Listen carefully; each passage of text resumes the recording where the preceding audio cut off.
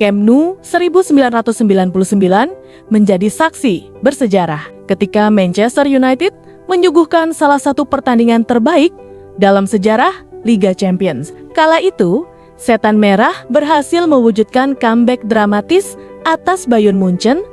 MU pun keluar sebagai juara.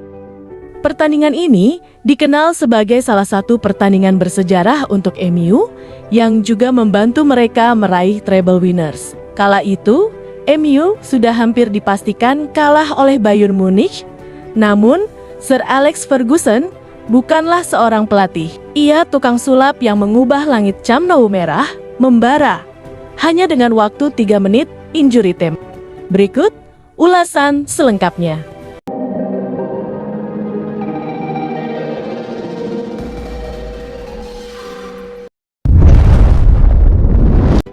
Ketika itu, jutaan penggemar United di seluruh dunia sempat tegang dan berharap-harap cemas melihat Bayern Munich unggul cepat di babak pertama. Namun, mereka akhirnya bersorak gembira di akhir laga setelah MU mencetak 2 gol di perpanjangan waktu.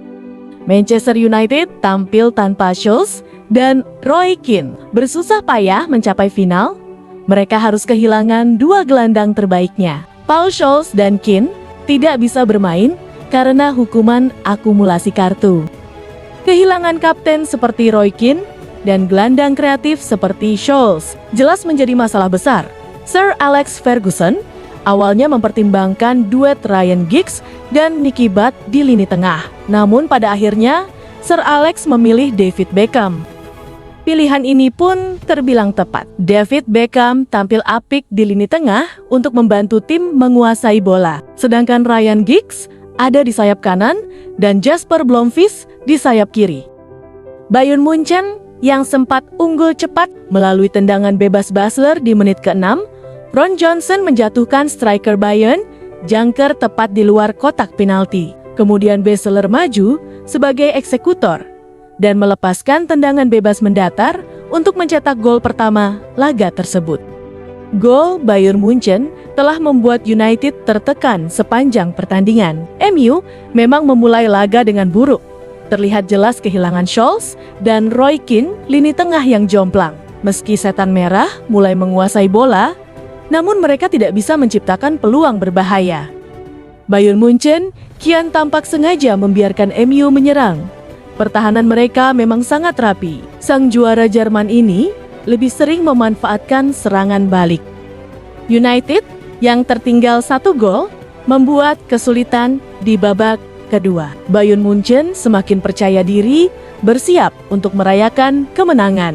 Piala Champions pun sudah dihiasi dengan bendera Bayern Munich karena hingga menit 90, skor masih 1-0 untuk keunggulan Munich. Kedua pelatih pun melakukan pergantian pemain untuk mengubah situasi.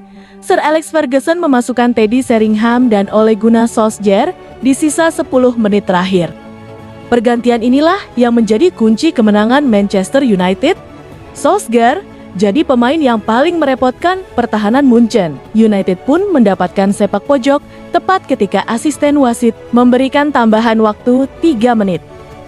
3 menit itu ternyata sudah cukup bagi MU untuk mengubah nasib. Berawal dari tendangan sudut David Beckham, Sheringham sukses memanfaatkan bola kemelut di depan gawang Munich untuk mencetak gol penyeimbang tepat di menit 90 plus 36 detik. Kemudian, keajaiban itu datang dalam 30 detik setelah kick-off. United pun mendapatkan tendangan sudut lagi. David Beckham yang melambungkan bola sukses disundul oleh Sheringham yang kemudian mengarah ke muka gawang Olivier Kahn.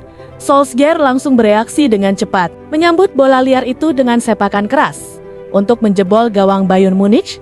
Gol ini terjadi di menit 90 plus 2, 17 detik, dan sepenuhnya mengubah sejarah Manchester United.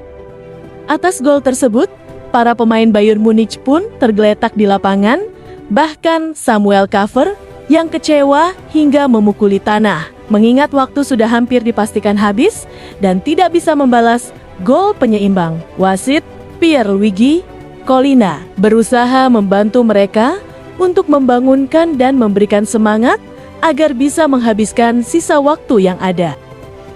Pada akhirnya, Bayern Munchen tidak bisa membalas gol penyeimbang. Manchester United pun keluar sebagai juara. Pertandingan final ini menjadi paling dramatis sepanjang sejarah Liga Champions. Gimana pendapat kalian? Tulis opininya di kolom komentar.